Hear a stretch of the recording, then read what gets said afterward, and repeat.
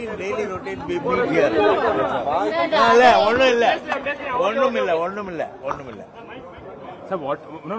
Why meeting was called now? Because lots of developments happening. I'll tell you, we are meeting daily, morning in the evening.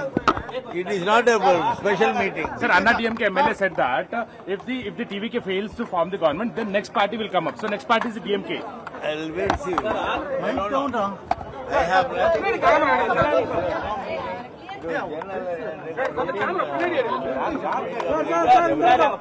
ஒண்ணுல நான் பேசல. Down. ஏனே நோக்கட்டும். Sir ஒரே ஒரு கேள்வி.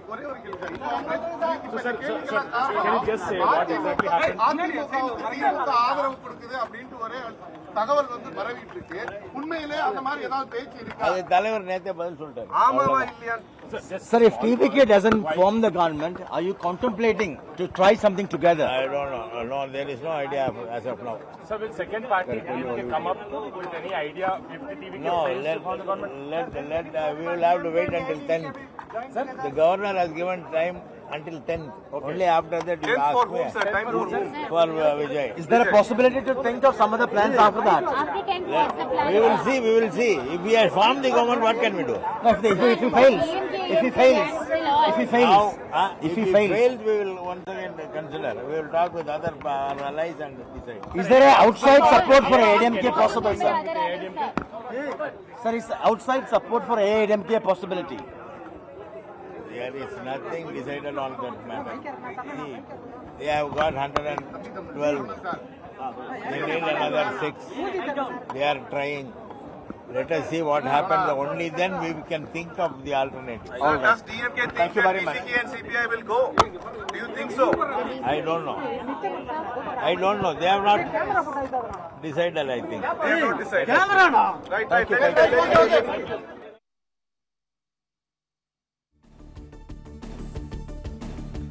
விஜயால் பெரும்பான்மையை நிரூபிக்க முடியவில்லை என்றால் திமுக அடுத்த கட்ட நடவடிக்கை மேற்கொள்ளும் என்று டிகேஎஸ் இளங்கோவன் தெரிவித்திருக்கிறார்.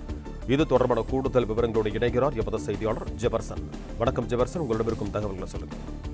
நடந்து முடிந்த சட்டமன்ற தேர்தல்ல எந்த கட்சிக்கும் பெரும்பான்மை கிடைக்காத நிலையில தாவேகா மற்றும் 108 இடங்கள்ல வெற்றி பெற்று அதிக இடங்களை பெற்ற கட்சி என்ற நிலையில் இருக்கிறது.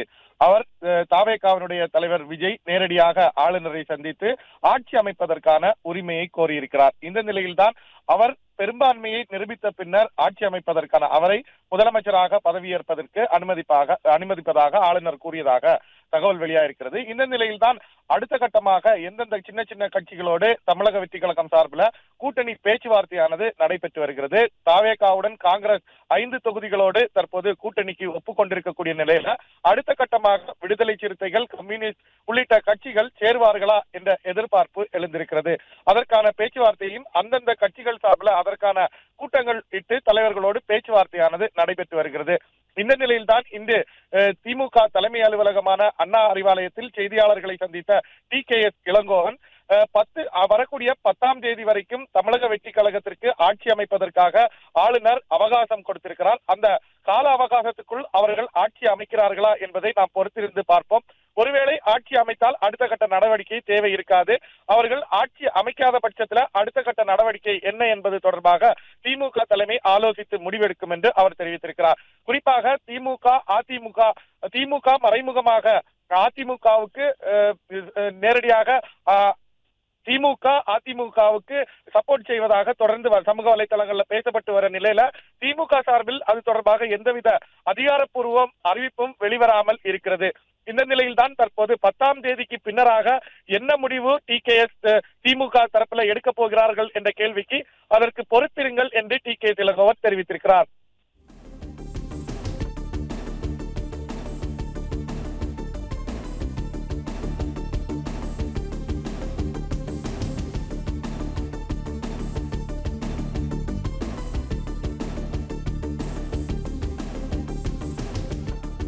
நன்றி ஜெபர்சன், உங்க தகவல்களுக்கு.